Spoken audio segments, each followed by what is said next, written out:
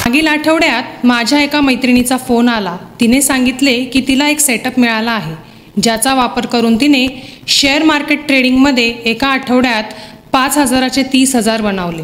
ती म्हणाली, आता या सेटअपचा वापर करून 30,000चे 1 लाख आणि 1 लाखचे 5 लाख बनवेल। नेक्स्ट वीकमध्ये परत त्या मैत्रिणीचा फोन आला। तिला ट्रेडिंगबद्दल विचारले तर तिने सांगितले की योग्य सेटअप असून सुद्धा मिळवलेला सर्व प्रॉफिट गमावला आणि तिला 50,000 लॉस झाला। मित्रांनो, शेअर मार्केटमध्ये अनेक जणांना असा अनुभव आला असेल किंवा असे अनेक एक्झाम्पल्स आपल्याला पाहायला मिळतात। असे होण्याचे एकमेव कारण आहे ते म्हणजे ट्रेडिंगमध्ये रिस्क मॅनेजमेंट किंवा मनी मॅनेजमेंट न करणं।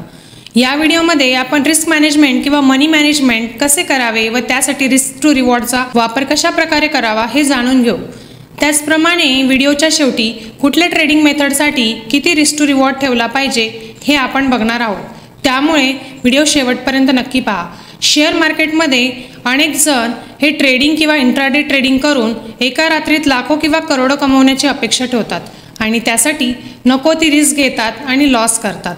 शेअर मार्केटमध्ये एक सक्सेसफुल ट्रेडर होण्यासाठी मनी मॅनेजमेंट किंवा रिस्क मॅनेजमेंट हा कन्सेप्ट माहीत असणं खूप महत्त्वाचं आहे। रिस्क मॅनेजमेंट किंवा मनी मॅनेजमेंट करण्यासाठी रिस्क टू रिवॉर्ड हे टूल खूप उपयोगी आहे। समजा तुमच्यासमोर एक खूप मोठ्या खजिन्याची पेटी एका खोल दरीच्या दुसऱ्या साईडला ठेवली आहे। दरी खोल आहे व खाली पाणी आहे आणि त्यात खूप मोठी मगर आहे। त्या पेटीपर्यंत पोहोचण्यासाठी तुमच्याकडे 2 पर्याय आहेत। एक आहे दोरीचा वापर करून आणि दुसरा आहे शिडी, जी थोडी जुनी आहे आणि थोडी तुटलेली आहे, तिचा वापर करून। यापैकी तुम्ही कुठला पर्याय निवडाल? व्हिडिओला पॉज करून कमेंट सेक्शनमध्ये तुमचं उत्तर टाईप करा। मित्रांनो, तुमचं उत्तर काहीही असो, पण उत्तर देताना तुम्ही जो विचार केला की कमी रिस्क कशात आहे, जेणेकरून कमी रिस्क घेऊन चांगला रिवॉर्ड मिळेल। सोप्या भाषेत म्हणायचं झालं तर रिस्क टू रिवॉर्ड रेशो म्हणजे एखाद्या ट्रेडमध्ये आपण किती रिस्क घेणार आहोत आणि त्या रिस्कच्या आधारावर आपल्याला किती प्रॉफिट मिळायला हवा। ट्रेडर ट्रेडिंगची सुरुवात करतो तेव्हा रिस्क मॅनेजमेंट न करता डायरेक्ट ट्रेडिंगला सुरुवात करतो।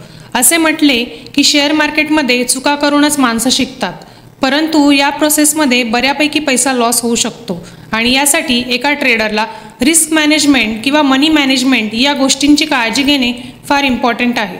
कुठलेही ट्रेडिंग किंवा इन्व्हेस्टमेंट करण्याआधी आपण किती रिस्क घेऊ शकतो आणि या रिस्कमध्ये जर लॉस झाला तर त्याचा आपल्या सामान्य जीवनावर, आपल्या जबाबदारीवर आणि आपल्या सायकोलॉजीवर फरक पडणार नाही ना, हा पॉईंट क्लिअर असायला हवा। मार्केट इन्व्हेस्टमेंट आणि ट्रेडिंगमध्ये रिस्क टू रिवॉर्ड थेरीचा योग्य वापर करून आपण रिस्क मॅनेजमेंट योग्य पद्धतीने करू शकतो। रिस्क टू रिवॉर्ड कॅल्क्युलेट करताना जनरली 2 पद्धती वापरतात। एक आहे जनरल रूल आणि दुसरा आहे technical chart setup base. Share मार्केटमध्ये 2% रिस्क मॅनेजमेंटचा रूल एक जनरल रूल आहे, म्हणजे एका सिंगल ट्रेडमध्ये तुमच्या टोटल अमाऊंटच्या 2% अमाऊंटची रिस्क। एखादी ट्रेड जर तुमच्या डायरेक्शनने असेल तर चांगलं, पण तुमच्या अगेन्स्ट गेली तर तुम्हाला जास्तीत जास्त 2% लॉस होईल। एक्झाम्पल म्हणून जर एका ट्रेडमध्ये तुम्ही 20,000 रुपये इन्व्हेस्ट केले तर त्याच्या 2% म्हणजे 400 रुपये तुमची रिस्क असायला हवी। अशा प्रकारे तुम्ही मनी मॅनेजमेंट किंवा रिस्क मॅनेजमेंट करून शेअर मार्केटमध्ये अधिक काळ राहून प्रॉफिटेबल होऊ शकतात। जनरली फंडामेंटल इन्व्हेस्टर या रूलचा वापर करतात। टेक्निकल ॲनालिस्ट किंवा ट्रेडर हे चार्टच्या मदतीने आपल्या ट्रेडिंग सेटअपचा वापर करून रिस्क मॅनेजमेंट किंवा मनी मॅनेजमेंट करतात। त्यात ट्रेडिंग सेटअपमध्ये स्टॉप लॉस लावून त्यानुसार किती प्रॉफिट घ्यायचा याची मार्किंग करतात। सेबीच्या रिपोर्टनुसार शेअर मार्केटमध्ये 95% लोक हे ट्रेडिंगमध्ये लॉस करतात, तर फक्त 5% लोक हे प्रॉफिटेबल आहेत। यामागे काय कारण हे आपण जाणून घेऊ। ट्रेडिंग करिअरमध्ये 2 गोष्टी फार इम्पॉर्टंट आहेत, प्रोबॅबिलिटी किंवा ॲक्युरेसी आणि रिस्क टू रिवॉर्ड। जास्तीत जास्त लोक हे प्रोबॅबिलिटी किंवा ॲक्युरेसी यावरच जास्त फोकस करतात। तुम्ही यूट्यूबवर पण पाहिलं असेल की 0 strategy setup, 100% profit strategy setup असे तुम्हाला बरेच व्हिडिओ मिळतात। ह्युमन सायकोलॉजीनुसार प्रत्येकाला असे वाटते की आपण जी प्रत्येक ट्रेड घेऊ ती प्रॉफिटेबलच होईल, परंतु प्रॅक्टिकली बघायचं झालं तर शेअर मार्केट ट्रेडिंग हा एक बिझनेस आहे, ज्यामध्ये इतर बिझनेसप्रमाणे प्रॉफिट किंवा लॉस दोघं होऊ शकतात।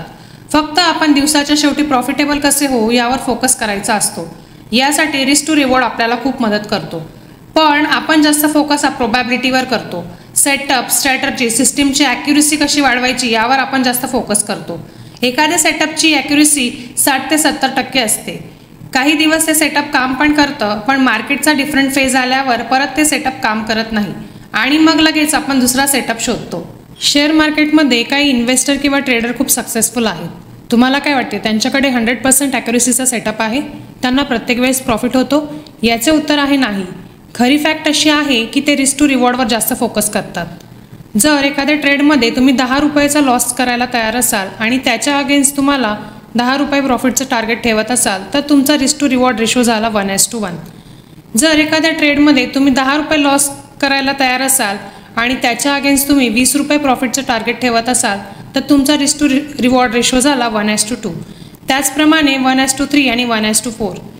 जसं आपण मागील व्हिडिओमध्ये बघितले की कॅन्डलस्टिक पॅटर्ननुसार कुठे एंट्री ठेवावी आणि कुठे स्टॉप लॉस ठेवावा, त्याचप्रमाणे रिस्क टू रिवॉर्डनुसार टार्गेटची मार्किंग कशी करावी हे एका एक्झाम्पलद्वारे समजून घेऊ.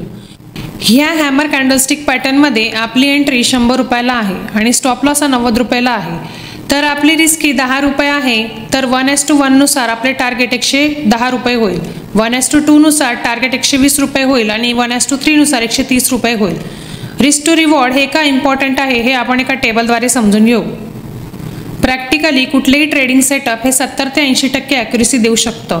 जर तुम्ही 1:1 रिस्क टू रिवॉर्ड ठेवत असाल तर 70% ट्रेडिंग सेटअप ॲक्युरेसी आहे.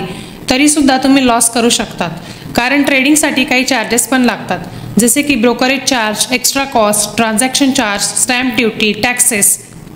समजा टोटल 10 ट्रेडमध्ये 70% ॲक्युरेसीनुसार तुम्हाला 7 ट्रेडमध्ये 700 रुपये प्रॉफिट झाला आणि 3 ट्रेडमध्ये 300 रुपये लॉस झाला, तर ट्रेडिंग प्रॉफिट हा 400 रुपये. पण या 10 ट्रेडसाठी 50 रुपये पर ट्रेड चार्ज लागला तर टोटली 500 रुपये चार्ज लागेल आणि एंड ऑफ डे तुम्हाला 100 रुपये लॉस होईल. तेच जर आपण 1:2चा रिस्क रिवॉर्ड रेशोने पाहिले तर 10 ट्रेडमध्ये 70% ॲक्युरेसीनुसार 7 ट्रेडमध्ये 1400 रुपये प्रॉफिट झाला आणि 3 ट्रेडमध्ये 300 रुपये लॉस झाला, तर ट्रेडिंग प्रॉफिट झाला 1100 रुपये आणि 10 ट्रेडसाठी 50 रुपये पर ट्रेड चार्ज लागला तर टोटली 500 रुपये चार्ज लागेल आणि एंड ऑफ डे तुम्हाला 600 रुपये प्रॉफिट होईल. याप्रमाणे जर तुम्ही एखादी सेटअप किंवा सिस्टीम वापरत असाल की ज्याची ॲक्युरेसी फक्त 25% आहे आणि तुमचा रिस्क टू रिवॉर्ड रेशो 1:3 आहे, तरी तुम्ही प्रॉफिटेबल होऊ शकता. तर कोणत्या ट्रेडिंग स्टाईलसाठी किती रिस्क टू रिवॉर्ड रेशो ठेवला पाहिजे हे आपण एका ग्राफिक्सद्वारे बघू.